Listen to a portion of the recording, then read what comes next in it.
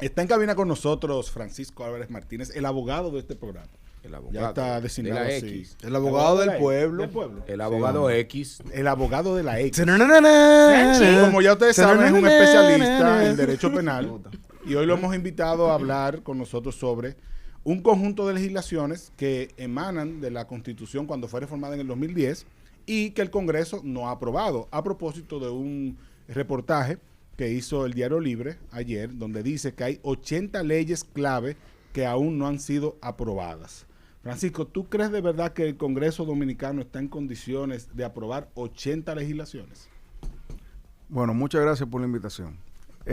Yo quiero comenzar hablando del comentario de ICO. Okay. Porque hay un tema interesante vamos a decir, con esa discusión en base al comentario que hizo a su vez la ministra, que no lo vi, pero me refiero en base a lo que dice ICO. Sí. Recordar que ICO se refiere al anuncio de Farideh Raful de un sistema para informar sobre los agresores condenados por agresión sexual. ¿Me permiten sí. poner el clip? Ponlo. Deme- Y antes de que Ico lo diga, recordar que Farideh presuntamente es Team Honey. Julio. Presuntamente. Julio. Y Franchi, Julio. ¿qué team tú eres? No, yo no sé ni de qué están hablando. Ok. Eso Vamos a ver, quiere decir tiene que clip, Ico, atención. Team Honey. Esos casos que salen en las redes sociales no podemos aseverarlos hasta no generar una investigación que nos arroje qué pasó, por qué se procedió de esa manera, si hay un problema en el abordaje y si hay una responsabilidad por parte de la agente policial. Y para eso hay dos oficinas especializadas dentro de la Policía Nacional que están también bajo la vigilancia constante de esta Fuerza de Tarea y el Ministerio de Interior y Policía. O sea, eso está en investigación. Pero siempre, como comunicadores que somos, debemos irnos a que haya una investigación donde se vea realmente... Ahí Bueno, menciona espérate, lo del viene. sistema. para poder establecer responsabilidades. Ella lo que está proponiendo es crear un Lo podemos sistema. decir aquí.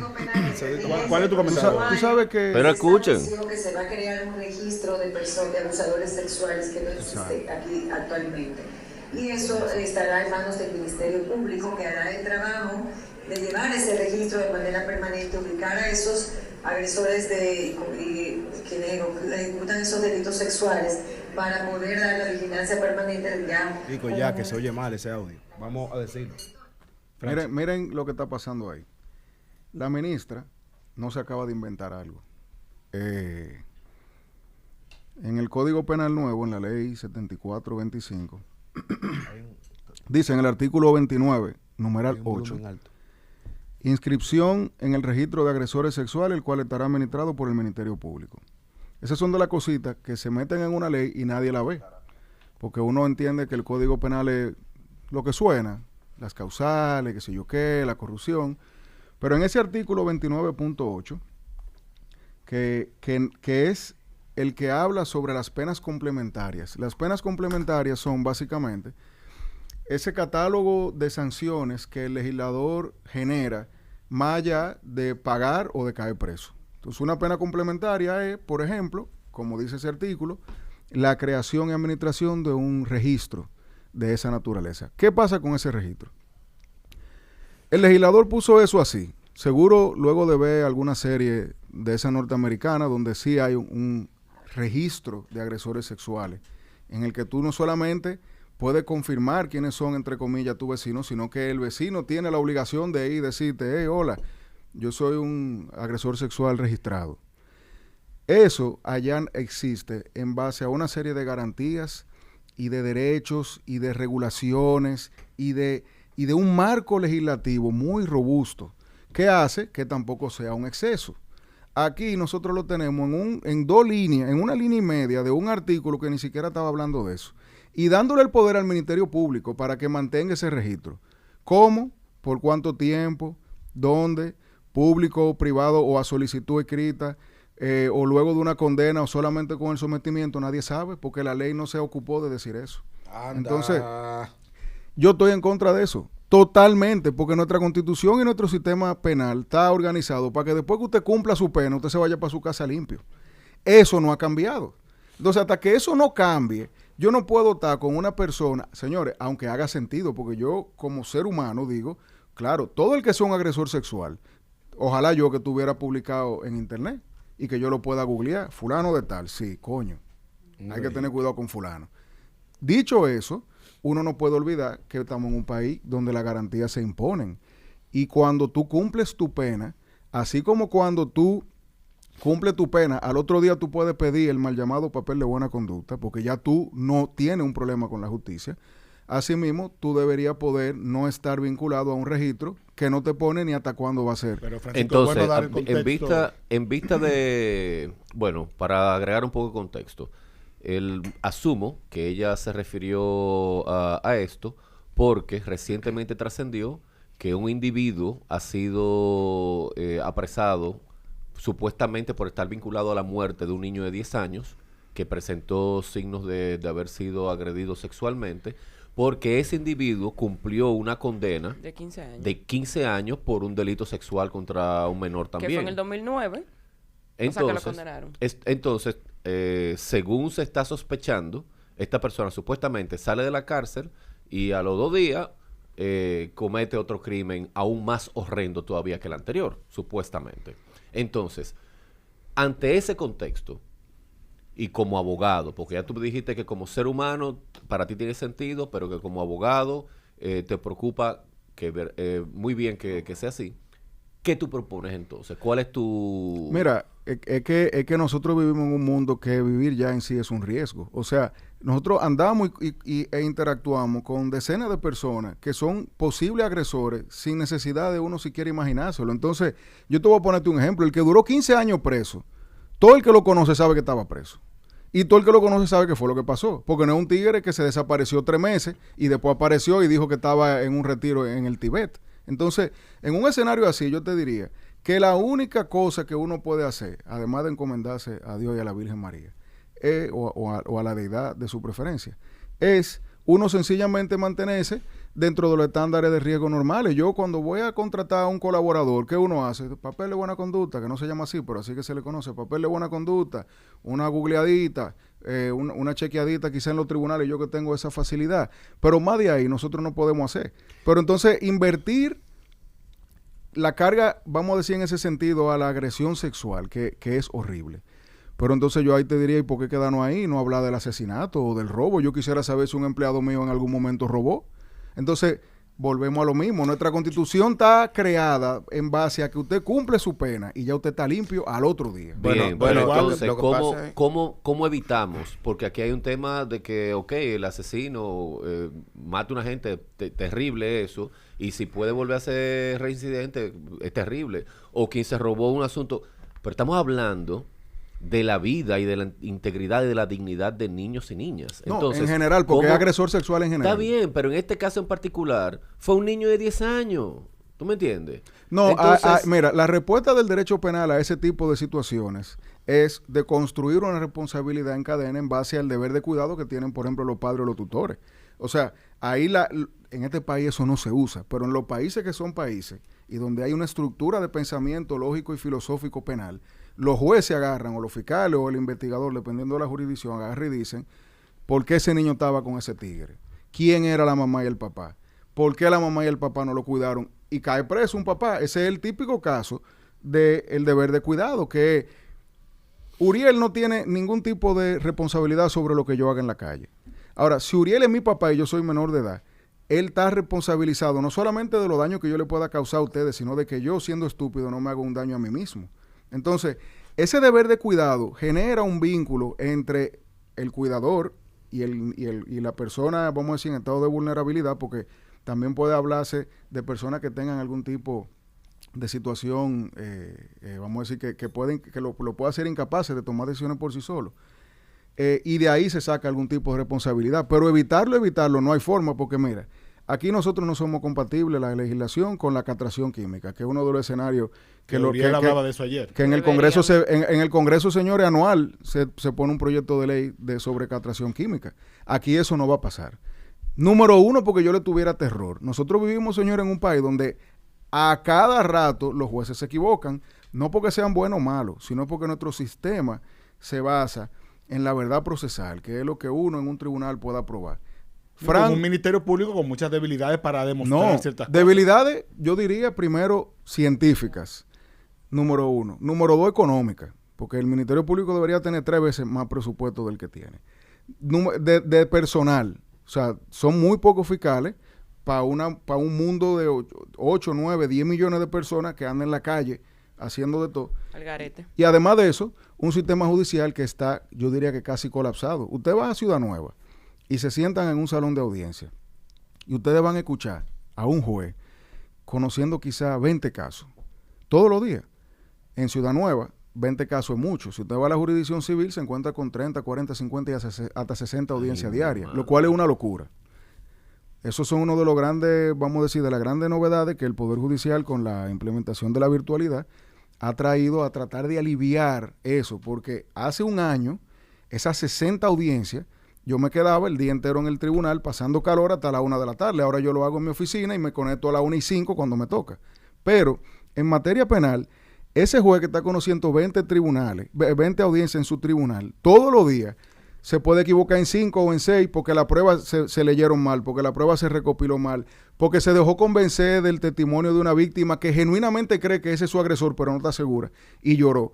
Y al final de cuentas, tú te imaginas una castración, que en este caso no hay descastración. Ya después que te dieron ese fuetazo, de esa tú no te recuperas. Entonces, nosotros tenemos tanta inseguridad en el sistema judicial por todos los actores que participamos en él y por la estructura misma del proceso penal como tal, que para mí no hay ninguna solución, ni la castración, ni tampoco trancarlo de por vida, ni tampoco matarlo, y mucho menos en un registro público que no está regulado y que está en manos del Ministerio Público, que va a poner a quien le dé su gana. Pero puede ser entonces que se regule el sistema de registro y que se haga algo, porque entonces lo que yo veo que puede ser más factible es que no se implemente sin regulación, pero que sí haya una regulación para el informe, porque ponerle eso en manos del cuidado de los padres y de la responsabilidad que tienen, muy bien hasta cierto punto, pero nosotros estamos viviendo en comunidad. Esos son temas ya que son más filosóficos. Para nosotros confiar todo en todos nosotros. Te lo voy a poner no podemos sencillo. meternos esa responsabilidad completa, que el hijo mío no pueda, que yo no pueda sentarme en un parque y que el hijo mío no pueda darle la vuelta al parque. Está bien, pero eso imagínate que eso eres tú, que tiene, ¿cuántos años que tú tienes, perdona, Uriel? 48. Yo 39. Ok, 48. tú que tienes 39. Imagínate una carajita que la obligaron a parir a los 14 años, una carajita cuidando un carajito. ¿A dónde llegamos? ¿A dónde iremos a parar? Señores, estamos conversando con Francisco Álvarez Martínez y vamos a hacer una pausa, así que atención a los chiperos que volvemos con más de Franchi. Señores, recuerden darle like lo que están en YouTube y compartir el video, seguir nuestra cuenta, ayúdennos a crecer, a seguir creciendo, que esta sea la primera opción de la mañana del dominicano. Antes de continuar con nuestro abogado, Franchi, el abogado X, no todo es mala noticia en el sector salud. Me envía Miqueo desde el MIBET que hoy será entregado el Hospital General Clínico Quirúrgico, la palabra favorita del Buda, en la ciudad sanitaria Dr. Luis Eduardo Aybar. Esta entrega será hoy y se va a entregar con varios insumos, con emergencia general, crítica y quemado, farmacia, área de imágenes, 232 camas hospitalarias, 14 quirófanos generales, 40 cubículos de UCI, 24 cubículos generales y 4 aislados de hemodiálisis. Y 2 quemados, ¿qué tiene que tú dices? Ajá. Hay que decir que el ministro Carlos Bonilla, cuando estuvo aquí, yo le pregunté sobre el estatus del Morgan, así que se reconoce a ese hospital, y él había anunciado que antes de finalizar el mes iban a hacer la entrega. O sea que bueno, sí, es verdad. Una edificación de 6 niveles y 2 sótanos. Uriel, ojalá que no lo desgranen. Sí, porque realmente, no, es verdad. Aquí se entregan históricamente hospitales en buenas condiciones y terminan desgranados por mala administración. Entonces eso es, el ojalá viene de ahí. Volvemos. Y es bueno que tenga unidades quemadas porque hacen falta. Sí, aquí, muy importante. Había una unidad de quemados ahí mismo. Y estuvo de las manejado. mejores. Estuvo manejado durante un tiempo, me parece que por la agencia japonesa de cooperación. Y durante ese tiempo era... No, debo decirte impecable. que el personal que trabaja el tema de quemados aquí es extraordinario. En el sector público, son muy buenos. No, hay que Volvemos. aquí hay gente que la llevan confundida. Volvemos a nuestra conversación con Francisco Álvarez Martínez. Quedaron algunas preguntas en el tintero. Carmen tiene inquietudes. No, lo que pasa es que hay un nuevo peritaje pedido por el Jet Set, y es que los hermanos Antonio y Maribel Espaillat, los propietarios de la discoteca Jet Set, han solicitado al juez que se les sea aprobado un peritaje propio para evaluar las causas del derrumbe del techo. Entonces quisiera hablar un poco de eso y que nos expliques qué significa esta solicitud de los hermanos Espaillat. Bien, el estado actual de ese caso, del cual uno se entera por los medios, salvo que haya alguna vinculación directa, ese digamos que es la fuente primaria de información, me permite entender que actualmente lo que se está conociendo es el proceso de algunos querellantes con los que no se puso de acuerdo el señor Espaillat y su familia, y me parece que no necesariamente el Ministerio Público, que no sé o no me consta que haya presentado una acusación todavía. Yo me quedé por lo menos... No he visto acusación aún. Entonces, creo que esto es una apelación de la medida de coerción. Sí, eso sí yo vi. Dicho eso, me parece que desde el punto de vista procesal lo que debe estar sucediendo ahora es que en el desahogo de las pruebas que hasta ahora ha ocurrido en el tribunal, de nuevo, lo que vemos es lo que sucede, lo que la prensa logra grabar en audiencia. Asumo yo que algún resultado desfavorable para los hermanos Espaillat, no, y que en base a eso ellos quieren buscar la forma de contradecirlo. Nosotros grabamos un episodio hace mucho con Modesto, de donde... Roberto Modesto. En Gepiano, donde nos dimos cuenta de que el elemento técnico iba a ser lo que, por las mismas explicaciones que dio Modesto, que el elemento técnico iba a ser quizá el punto diferenciador del caso, y al mismo tiempo parecía ser que no todo el mundo, en la República Dominicana por lo menos, tenía la capacidad de hacer los estudios con la rigurosidad que se requiere, vamos a decir que luego de que el hecho ya sucediera. No es lo mismo tú ir al lugar que está ahí y hacer estudios y hacer pruebas y sacar un pedazo y después hacerle estudio a ese pedazo, que ya cuando la situación, cuando sucedió el lamentable suceso, y que tú lo haces entonces con los escombros. Entonces yo supongo que eso es una forma, número uno, de desmeritar la prueba que haya, es un tema, digamos, procesal válido, y al mismo tiempo de tratar de generar alguna prueba que se haga dentro de otros estándares que aseguren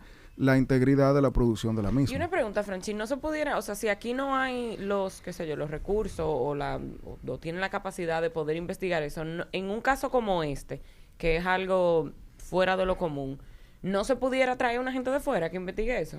Incluso, si mal no recuerdo, esa comisión que se creó cuando sucedió el hecho, estaba compuesta por varios extranjeros, que cuando tú lo googleabas eran en su país, eran referentes en la materia. Y sí, se puede. Al final, una persona que tenga la acreditación académica y profesional para eso siempre va a poder ser un perito. Siempre y cuando, luego de que se designe y haga su trabajo, la integridad de cómo lo hizo no te puesta en juego, y que es lo que yo creo que pasó. Que el acusado, en este caso los hermanos Espaillat, tienen el derecho de pedir, hacer su propio peritaje también, porque ellos pueden tener una prueba que se contraponga a lo que está presentando el Ministerio Público. Sí, ellos tienen el derecho a presentar toda la prueba que ellos quieran, y el que quiera hacer un peritaje lo paga y lo hace.